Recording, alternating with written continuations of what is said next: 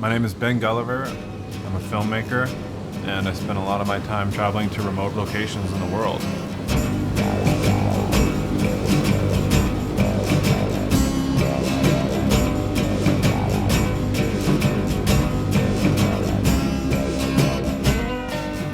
The film that I'm making right now is called The Sea Wolf, and it's really about surf exploration.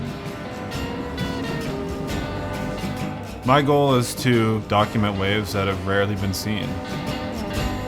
And usually, most of them are in cold and uncomfortable places.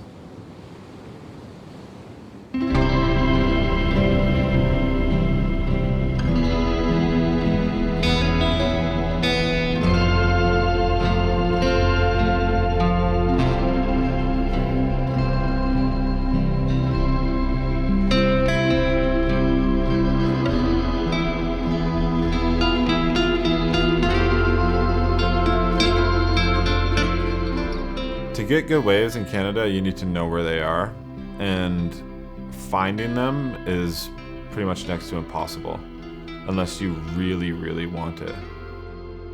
You need a boat, or a helicopter, or a seaplane, and then you also need 20 years of wisdom.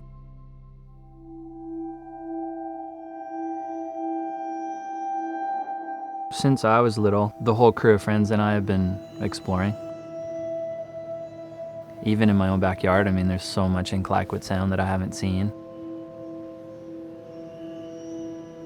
Tofino is the end of the road. That's one of the reasons I like it. The whole point that there's so much unexplored coastline is just that it's inaccessible. We're gonna do a trip about 50K up the coast and just try to make a plan that we can get in and get out.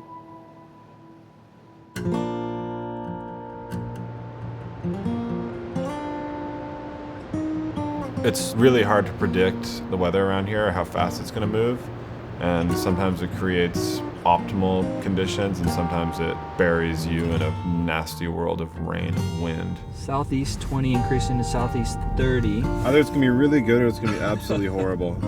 So we are going to a spot north of Tofino. It's one of our best consistent waves. I mean, right now it's not looking ideal, so it's like 50-50, I guess, whether or not we should go. So I think, fuck it, right? We're gonna bring along Pete Devries and Noah Cohen, who are Tofino's local pro surfers. And everything's all set. We just have to kind of keep our fingers crossed.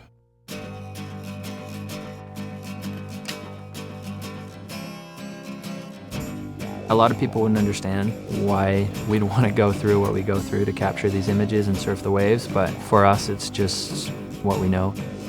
Heli packed, seaplanes packed. Just trying to find somewhere for this lantern. Ripping my eyelids a little bit wider are two prying hands that grew out from my shoulders, and I can't explain why, but it's hurting my eyes. We have explored far north, up to Alaska and Haida Gwaii and the west coast of British Columbia, but Vancouver Island is its own beast. It seems to just go forever. Going north from Tofino, there's nothing except pristine coastline for hundreds of kilometers. There are so many variables with surf that you might go to a spot where you think it's going to be good and it just doesn't work out. For us to be there at the right times, it's a huge challenge.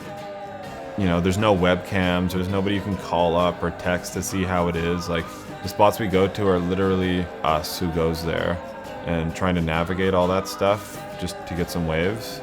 There's no real telling that it's going to be good until you're there.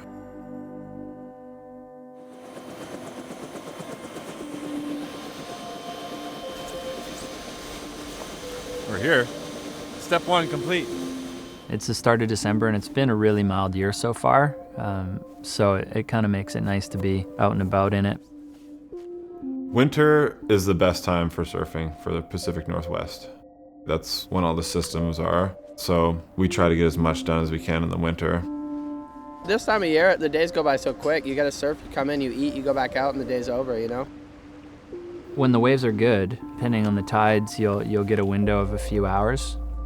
So you try to be ready for that. A good wave here is a large right-handed stand-up barrel. That's what we are looking for. That's what we want to film. Proper and clean. At this spot, that is always the goal.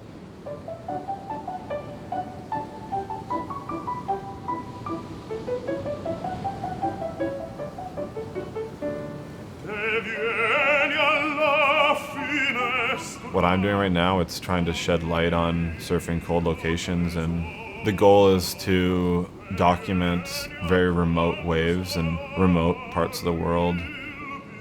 Usually most of them are really hard to get, so it's kind of exciting and really fulfilling when you do get those spots, knowing that we might potentially score a place that's never been seen before. Here's a good one.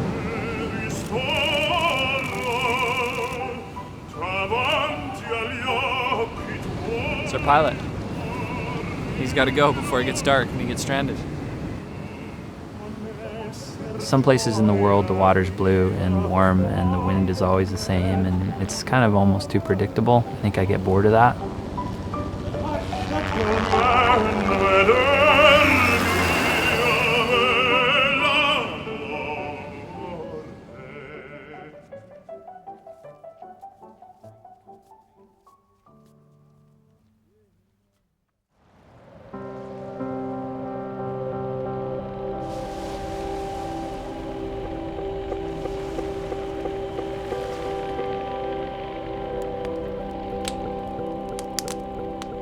Last night, everything looked really good on paper. It said it was supposed to be blowing 35 to 45 knots, and there's not a breath of wind. It's flat. So we're gonna have to improvise. I wanna try find a basketball net.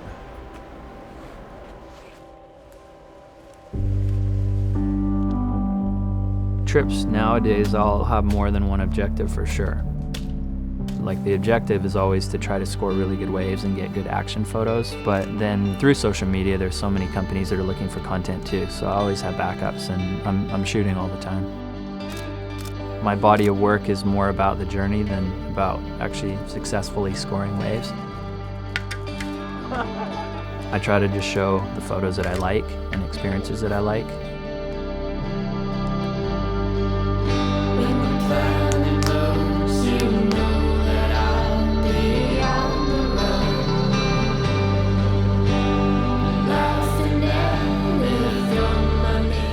You know, for these trips, there's a lot of moving parts, and, you know, luckily me and the boys all work together, and, you know, to get everything to line up and for everything to just go smoothly, it's certainly not a walk in the park.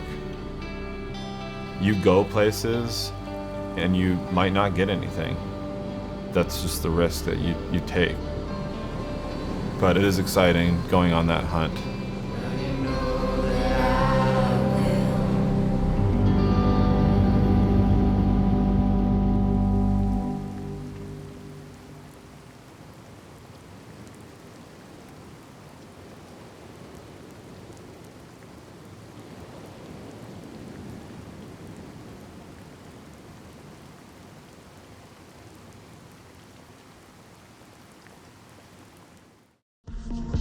I'm interested in things that are not fashionable, which makes the best and most interesting content in fashion. And if you are in fashion and if you are working as a fashion photographer, I believe you are automatically doing something that is trending right now, which oftentimes becomes a problem, I think. So am I a fashion photographer? I don't know, I think maybe not.